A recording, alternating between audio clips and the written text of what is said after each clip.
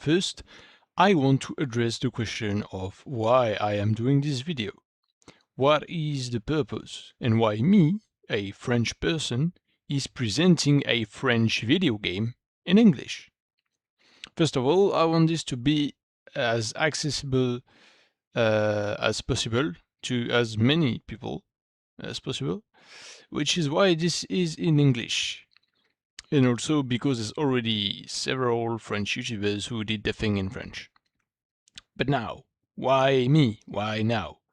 Well, as you might know if you've seen what's been on this channel so far, you will know that I was a Warpforge player. And you might also know that Warpforge is ending. Yes, the game's closing, I'm sad about it, we're all sad, and it is what it is. And so, I decided it was time to go back to one of my favorite games, Wakfu. However, this time I thought I could, or even should, share this with others. In the wake of the recent events, I feel that I cannot keep this game to myself and should let others know about it too.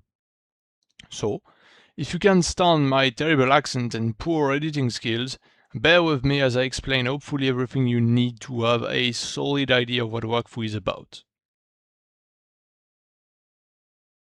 As I said, Wakfu is a French video game made by Ankama. However, there is more to it. It is also part of a greater universe, that of Ankama, the Cosmos.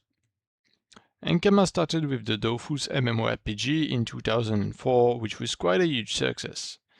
Then, among many other things, they made an animated series in 2010, which is still ongoing. This series takes place in the same universe and is called Wakfu, and I like it a lot. And in 2012 they released the Wakfu mmorpg, which, as the name suggests, is related to the series, because it happens just a couple of years before the series in-universe. However, there is no need to have watched the series to enjoy the game, or the opposite. Although I definitely recommend to check it out if you want to. Nowadays, this universe has expanded into a lot of different media types, with many stories and characters. Not unlike Warhammer in this regard, however, instead of being a very elaborate excuse to sell plastic, here this universe is the end goal itself. Ankama is here to deliver absolute art, and they do not disappoint. And one thing to keep in mind is that they do everything by themselves. Yes, that's right. They write the universe and make the media themselves to expand it. The company is owned by the one guy who came up with all these stories. And the focus has always been this: the universe, the stories, making art, having fun. All of this allows for a very healthy environment for everyone, especially for us, the players. For Wakfu, we have regular posts from the devs and roadmaps. There is even an official Discord server on which they do communicate a lot. Before we take a look at the game itself, you should know that this is a game for true gamers, as in those who use a computer. If you only have the wrong platforms at your disposal, then you will not be able to play this game. However, the good news is that virtually any computer will do the job, since this game's requirements are quite low by the standards of our time. In order to play the game, it is ideal to use the Ankama launcher, instead of the Steam version, as the Steam version has more issues. But more importantly, you will be missing out on much if you are not using the game's intended launcher. For instance, 2026 marks the 25th anniversary of Ankama, and for the past 2 months and the rest of the year to come, there are gifts and prizes to get. There is also a couple of other things on the launcher, like the other Ankama games, their various animation works, webtoons, comics, mangas, whatever you call it, wallpapers, and the store as well. It is quite convenient. So now that you have the launcher and the game installed, you'll launch the game and you'll want to select a server to play on and make your first character. The servers my friend and I play on is Rebelux. So if you want to play with us, that's the one you should be playing on. And I advise you to join us because this game is better enjoyed with a team than alone. So, once the server is selected, you will have to pick a class for your first character. and this might be a little bit confusing because there are 18 of them. But I suggest to not care too much about their actual gameplay because that is mostly pointless if you've never played the game before. My recommendation is just to go with the rule of cool and take whatever you find appealing. Do you like big swords and cool knights? Do you want to do cool wizard shit? Do you want to partake in gambling? Or do you want to kill your enemies with taxes and debt? You can do all of that and more. Take the time you need to choose your class, and if you end up not liking them, it's fine. You can make several characters and try various classes until you find something you like. So far, there was nothing extraordinary, but now the interesting part begins. Wakfu is a turn-based tactical game, meaning that fights will oppose two teams of several entities. Your character is one of them. When it is your turn to play, you will use your action points, movement points and Wakfu points to make your moves and do your spells. There is no articulation in specific phases. You are free to use all of those in order and way you want. It can get quite complex, and this is clearly a game for those who do not mind the occasional mental load. Essentially, putting special cases aside, your character will have a set of spells and passives which you make yourself in your build. As you can see, you can only use a limited number of spells and passives. And this is where the fun begins. Not unlike deck building in card games, when you make a build in Wakfu, you will start by deciding which spells and passives you want.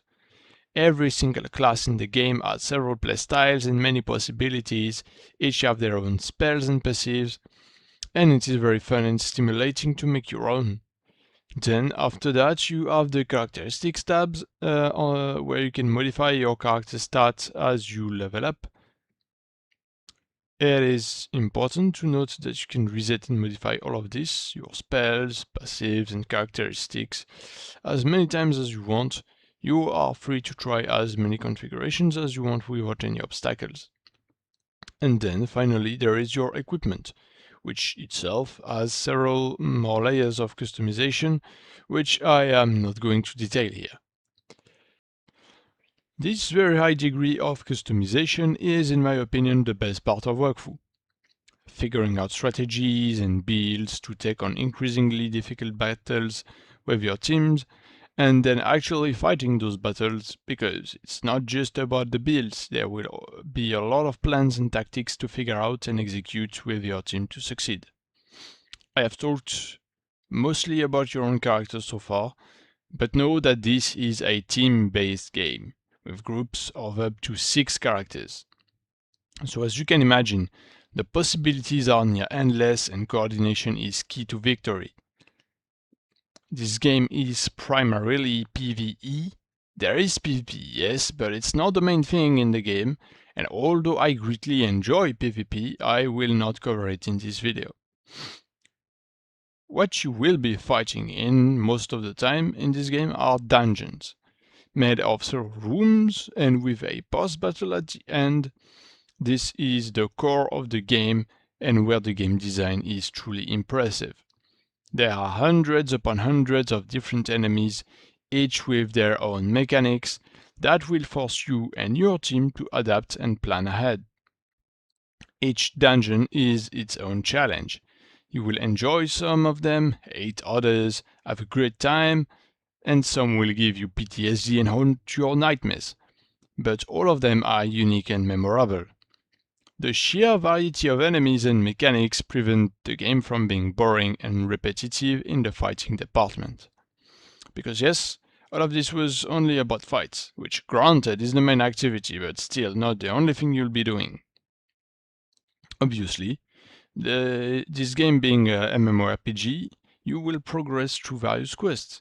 There is the main quest with its own storyline, but also plenty of other secondary quests that will allow you to explore and discover the many parts of the world and also get plenty of cool rewards. Quests are a mix of dialogues, small errands, obviously fights, and also puzzle solving.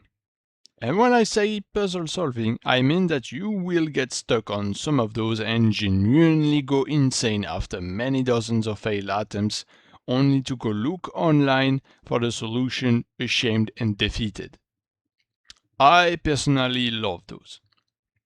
The first few quests are not very interesting, but they start to get good soon enough, and before you know it, you will find yourself thinking about the history and geopolitics of the Wabbit Islands late at night. Now, that being said, you are not thrown right away into all of this instantly. The game has quite the depth and learning curve, but this is taken into account in the design of the early game. At the beginning, you only start with a few spells, and you unlock the rest one by one as you level up. This lets you test them out, understand them individually, before you can start using them together. This early phase does not last very long, but will allow you to understand your class one step at a time without being overwhelmed. The same goes with the enemies. Their design is pretty simple and straightforward in the beginning. There is room for mistake and the mechanics are not very punishing. It can get a bit boring if you are quick to figure things out, but then this means that you should just experiment more with your class and your spells. Trust me, when you start to reach the levels at which the game stops taking you by the hand and with easy enemies and simple mechanics, you will return defeated to the training ground against Mr. Punchy trying to figure out why and how you got your ass beaten. For the record, the first dungeon in which my friends and I got humbled was Wagner's castle, in the boss fight against Vampiro. So, okay, there is that early learning phase, but then, after that, how is the progression like? See, the thing is that in this game, it's not exclusively about getting high level to unlock more stuff and be stronger and beat everything. The way it works is that the levels are separated in specific brackets. Each dungeon will be set at a specific level bracket. Dungeons have an adjustable difficulty called stasis. The higher it is, the more dangerous the enemies, but also the better the rewards. However, you will notice that the rewards barely increase past a certain point. That is because you need to do the dungeon in competitive mode for rewards to really start increasing. Competitive mode will also put your team in the ranking for this dungeon for the current month. At the end of each month, you get chests with lots of loot depending on your ranking for each dungeon. These monthly rewards are a bonus on top of what you'll actually get as you do the dungeon. However, competitive mode will restrict you to the level bracket of that dungeon, meaning that you will have to make a build at the specific level of the dungeon to do it. Thankfully, the game lets you lower your level at will. You will have to use equipment of the appropriate level and figure out something with the exact same tools and possibilities than someone of that level would have. It sure can be quite a grind to make perfectly optimized builds at every single level bracket, but here's the good news, you don't have to. Because, you see, there are several layers when it comes to making a build, and especially optimizing the equipment. But you don't need to go all the way into it to get results. Out of my 3 current builds on my main character, one is incomplete, and the other 2 are not optimized at all. But this does not matter because again, this is a team-based game. My allies don't have optimized build either, but we still manage to clear dungeons in stasis 3 or 4, 5 even, when we lock in. And that has been enough so far for us to progress nicely without much trouble and to make decent amounts of money by selling the loot we don't use. I like this system of modulating one's level to that of a dungeon. This means that you are not only doing the few dungeons of your level, but rather that the pool of possibilities only ever increases. because even in lower level dungeons there is valuable loot to get if you push the stasis far enough. With that being said, I think I covered the essentials. Yes, I did ignore certain parts of the game like the PvP, the environmental and political aspect because Wakfu has that as well in-game. But I wanted to keep this simple and focused on the main things to highlight.